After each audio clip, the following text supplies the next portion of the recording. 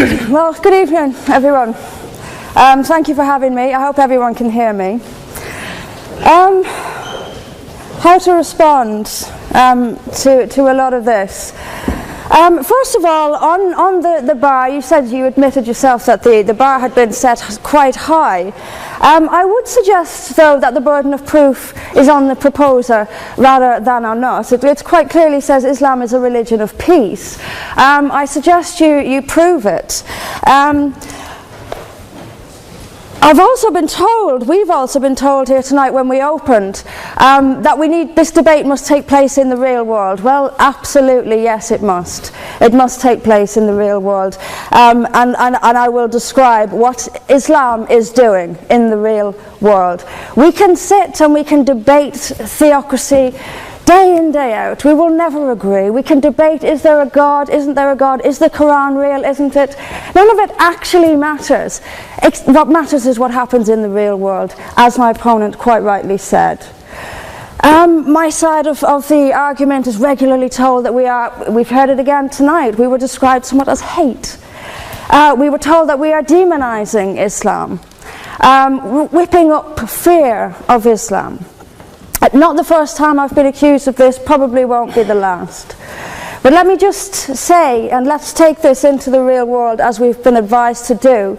Let me tell you what actually whips up fears of Islam. We take it from the top: 9/11, the London Underground bombings, Madrid, Mumbai, Mali, Bali, northern Nigeria, Sudan, Afghanistan, Saudi Arabia, Iran, Yemen, Pakistan, death for apostasy, death for blasphemy, death for adultery, death for homosexuality, gender segregation, gender discrimination, unequal testimony between men and women in legal proceedings, child marriage, amputations, beheadings, imprisonment for being raped, anti-Semitism, burqas, execution, as I've said, for this, that and the other, the slaughter of Theo van Gogh on the streets of Amsterdam, death threats on the streets of London, butcher those who insult Islam, Muslim patrols in East London telling people they are entering Sharia controlled zones, polygamous marriages, marriage not requiring the consent of the bride. This is what causes fear of Islam. It is not me, it is not my colleagues on this side. What information on that point? If Islam and Muslims are responsible for the Muslim patrols, I'm not finished. I'm not. I mean, let me speak on. But the point is that it is not I or my fellow debaters on this side who are causing fear of Islam. It is the actions of Muslims that are causing fear of Islam. That is the real world. That is where we actually live.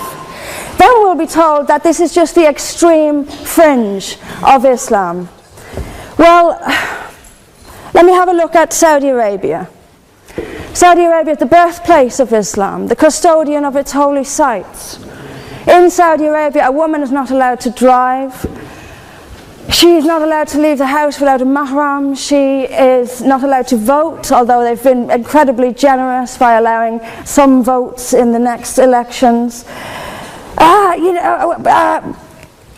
This is apparently the extreme fringe of people are executed for blasphemy, executed for apostasy. In Saudi Arabia, the birthplace of Islam, we'll be told that's the extreme fringe of Islam. No, it is not. Calling Saudi Arabia the extreme fringe of Islam is like calling the Vatican the extreme fringe of Catholicism. Sorry, it just doesn't work. Then we'll be told that we've misunderstood. Violent Muslims have misunderstood. Saudi Arabia has misunderstood. Iran, which stones people to death for adultery, has misunderstood. Yemen, which marries children at the age of 9, has misunderstood. Has there ever been a more spectacularly misunderstood religion than Islam? It seems that these nations who apply it as their laws, nations which have the Quran as their constitution, innumerable nations, where there is no free speech, where there is no freedom of religion, they've all got it wrong. They've all got it wrong. It's quite a spectacularly misunderstood religion.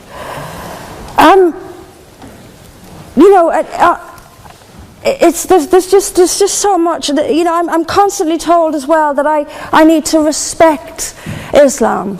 I'm never quite given a good enough reason why.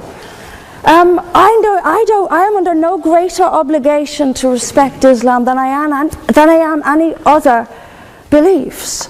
I'm under no more obligation to respect a woman oppressed in the name of Islam than if she is oppressed by the BNP or anyone else. I am under no obligation to make compromises with an ideology I simply don't see as peaceful. Why don't I see it as peaceful? Because of the evidence. If I look around the world and I see the countries where Islam calls the shots, all I see is brutality and violence imposed by the state. We were told that peace is not just the absence of violence but the presence of justice.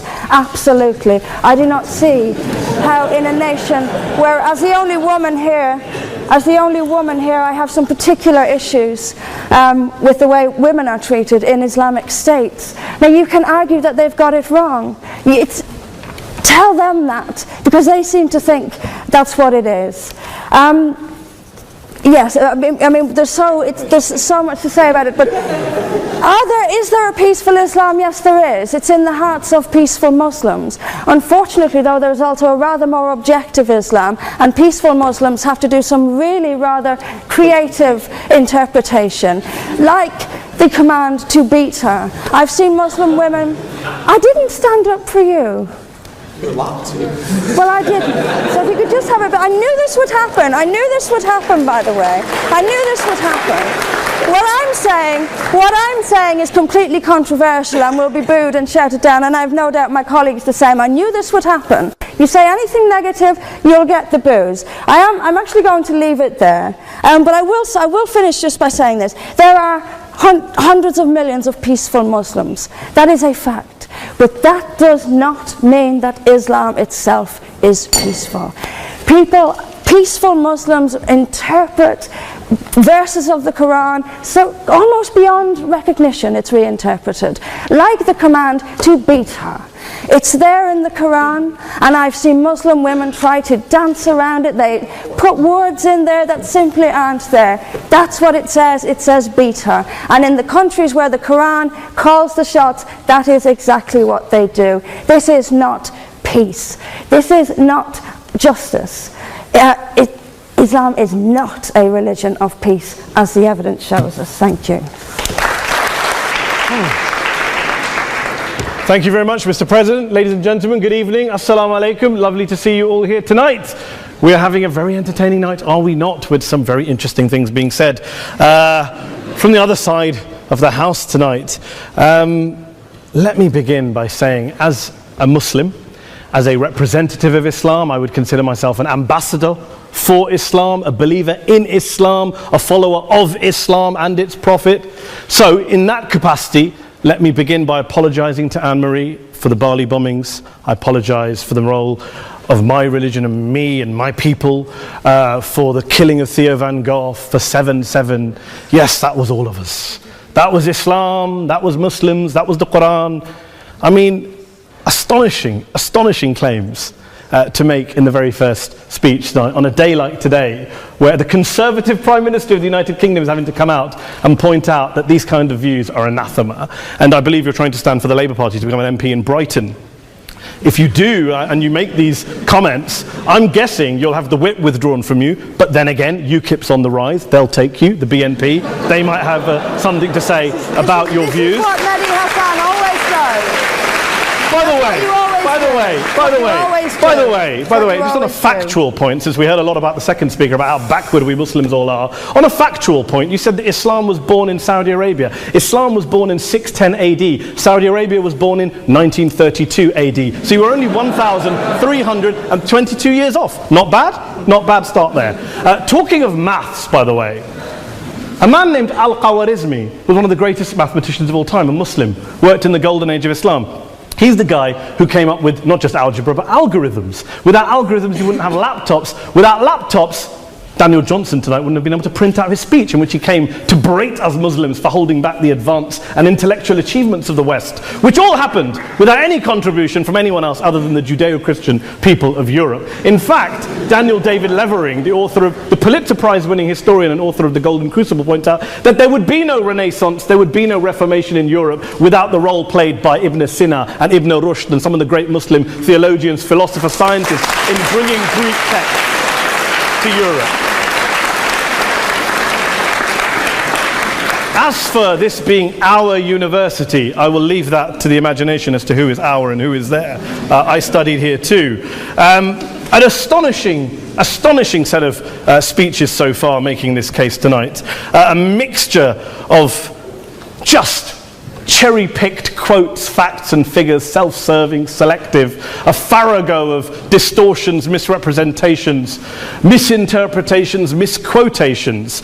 Daniel talked about my article in the New Statesman, which got me a lot of flack, where I talked about the anti-Semitism that is prevalent in some parts of the Muslim community, which indeed it is. Of course, I didn't say in that piece that it was caused by the religion of Islam. In fact, modern anti-Semitism in the Middle East was imported from, finish the sentence, Christian, Judeo-Christian Europe, where I believe some certainly bad things happened to the Jewish people. In fact, Tom Friedman, Jewish-American columnist in the New York Times, told me in this very chamber last week that he believed, had Muslims been running Europe in the 1940s, 6 million extra Jews would still be alive today. So I'm not going to take lessons in anti-Semitism from someone who's here to defend the Judeo-Christian values of a continent that murdered 6 million Jews. Moving swiftly on. Yes. Absolutely. Well, I'm about to make that point. No, I'm about to make that point. You're right. I agree with you.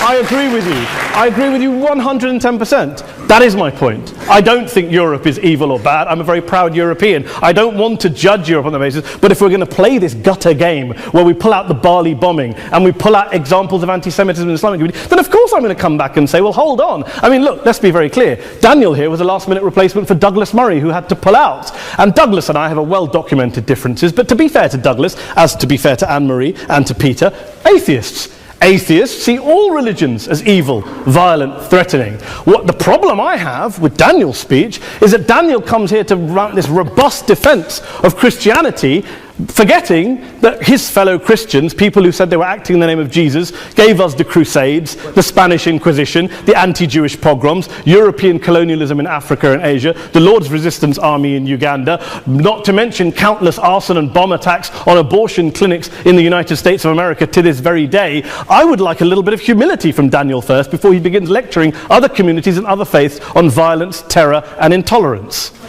But, no thank you. Some water. But I would say this, to address the gentleman's very valid point here, I'm not going to play that game. I don't actually believe that Christianity is a religion of violence and hate because of what the LRA does in Uganda or what Crusaders did to Jews and Muslims in Jerusalem when they took back the city in the 12th or 13th or whatever century it was. I believe that Christianity, like Islam, like pretty much every mainstream religion, is based on love and compassion and faith. I do follow a religion in which 113 out of the 114 chapters of the Quran begins by introducing the God of Islam as a God of mercy and compassion. I would not have it any other way. I don't follow a religion which introduces my God to me as a God of war, as some kind of Greek God of wrath, as a God of hate and injustice. Not at all. As Adam pointed out, you go through the Quran and you see the mercy and the love and the justice. And yes, you have verses that refer to warfare and violence. Of course it does. This is not a motion about pacifism. I'm not here to argue that Islam is a pacifistic faith. It is not. Islam allows military action, violence in certain limited contexts. And yes, a minority of Muslims do take it out of that context. But is it religious? We talked about Woolwich. Daniel and Anne-Marie have suggested that it's definitely religion that's behind all of this. Well, actually, what I find so amusing tonight is we're having a debate about Islam, and the opposition tonight have come forward. We have a graduate in law, a graduate in modern history, a graduate in chemistry, and you know, I admire all of their intellects and their abilities, but we don't have anyone who's actually an expert on Islam, a scholar of Islam, a historian of Islam, a speaker of Arabic, even a terrorism expert or a security expert or a pollster, let alone to talk about what Muslims believe or think. Instead, we have people coming here, putting forward these views, putting forward these sweeping opinions. Listen to Professor Robert Pape of the University of of Chicago, one of America's leading terrorism experts, who, unlike our esteemed opposition tonight, studied every single case of suicide terrorism between 1980 and 2005, 315 cases in total. And he concluded, and I quote, "There is little connection between suicide terrorism and Islamic fundamentalism or any of the world's religions. Rather, what nearly all suicide terrorist attacks have in common is a specific secular and strategic goal to compel modern democracies to withdraw military forces from territory that the terrorists consider to be their homeland." And the irony is, when we talk about terrorism, the irony is that the opposition and the Muslim terrorists, the Al-Qaeda types, actually have one thing in common. Because they both believe that Islam is a warlike, violent religion. They both agree on that. They have everything in common. Osama bin Laden would be nodding along to everything he's heard tonight from the opposition side. He agrees with them. The problem is that mainstream Muslims don't. The majority of Muslims around the world don't. In fact, a gentleman here started quoting all sorts of polls. Gallup carried out the biggest poll of Muslims around the world, of 50,000 Muslims in 35 countries. 93% of Muslims rejected 9/11 and suicide attacks. And of the 7% who didn't, they all, when polled and focus grouped, cited political reasons for their support for violence, not religious reasons.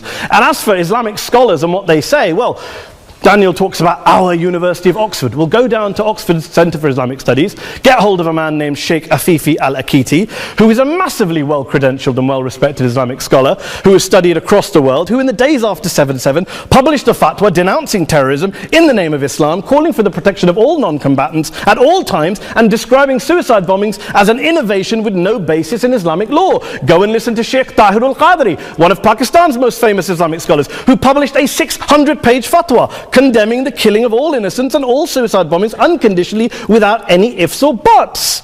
There's nothing new here. This is mainstream Islam, mainstream scholarship, which has said this for years. You don't go out and kill people willy-nilly in the high street or anywhere else, on a bus or a mall, based on verses of the Quran that you cherry-pick without any context, any understanding, any interpretation, or any commentary. Point of information. Please. What about stoning of women, for example, Well, It doesn't happen apparently. I didn't say it doesn't happen at all. I never said it didn't happen. I don't blame Islam. Yes, it's a very good point. And a lot of us are campaigning against that. And we're campaigning against it in the name of Islam. We're campaigning against it in the name of various interpretations of Islam. Anne-Marie comes and scares us with her talk of Sharia law. I would like to see the book of Sharia law. It doesn't exist. People argue over what Sharia law is. And you empower the extremists by saying there is only one version. You empower them all. I don't believe you took any interruptions, Anne-Marie, so I think you should stay there for a moment. Several countries. Here's what we're dealing with. Here's what we're dealing with. We are dealing, I took your point. Here we are dealing with a 1400-year-old global religion, followed by 1.6 billion people in every corner of the world, a quarter of humanity, of all backgrounds, cultures, ethnicities. And yet the opposition tonight wants to generalize, stereotype, smear, in order to desperately win this debate. And here's my question, if we're going to generalize and smear. If, okay, people say yesterday's bombers, and we've got to be careful, there's a trial going on, were yesterday's attackers, motivated by Islam? Big debate. I don't believe they were. Let's say they were. Let's say Faisal Shahzad, the Times Square bomber, was motivated by Islam. Let's assume, for sake of argument, that Richard Reeves, the shoe bomber, was motivated by Islam. If Islam is responsible for these killings, if Islam is what is motivating these people, and Islam is therefore not a religion of peace, a religion of war, then ask yourself this question: why aren't the rest of us doing it? Why is it such a tiny minority of Muslims are interpreting their religion in the way that the opposition claim they are? Let's assume there are 16,000 suicide bombers in the world. There aren't. Let's assume there are for the sake of argument. That's 0.001% of the Muslim population globally. What about the other 99.99% of Muslims who the opposition tonight either ignore or smear? The reality is that the rest of us aren't blowing ourselves up tonight. The reality is that the opposition came here tonight not worried about the fact that me and Adam might pull open our jackets and blow ourselves up tonight because we're followers of a warlike warrior religion which wants to take over Europe and Daniel's university. The issue is this.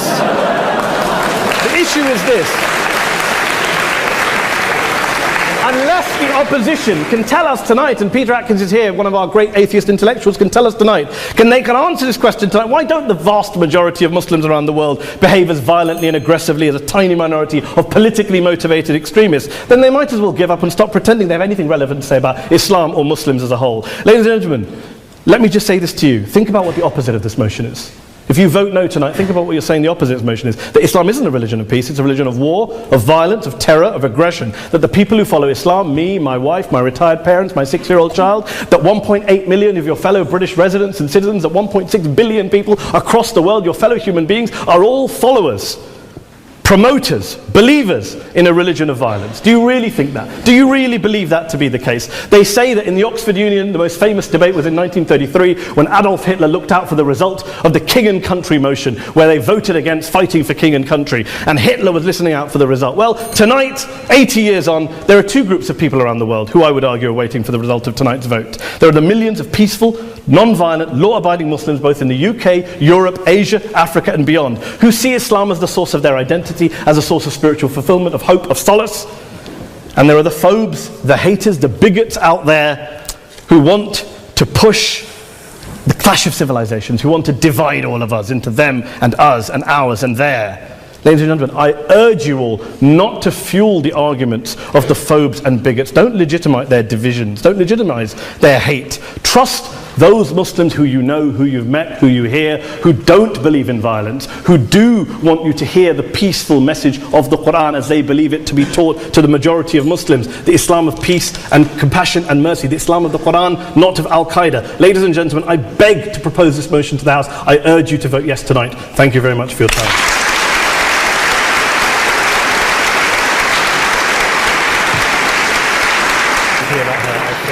In it, as good men will find anywhere. But we, through examples of the behavior that Islam inspires and often condones, and by seeking to show that Islam has an intrinsic fault, long for Islam 2.0. Islam 2.0, Islam's enlightenment, will have an emphasis on humanity, subtlety, harmony, and reason, and be virtuous. On that point, this evening, though, you are judging Islam 1.0, not Islam 2.0. By opposing the motion, you will be encouraging the emergence of what most of humanity really longs for, but which does not yet exist. Please, for the sake of humanity, oppose.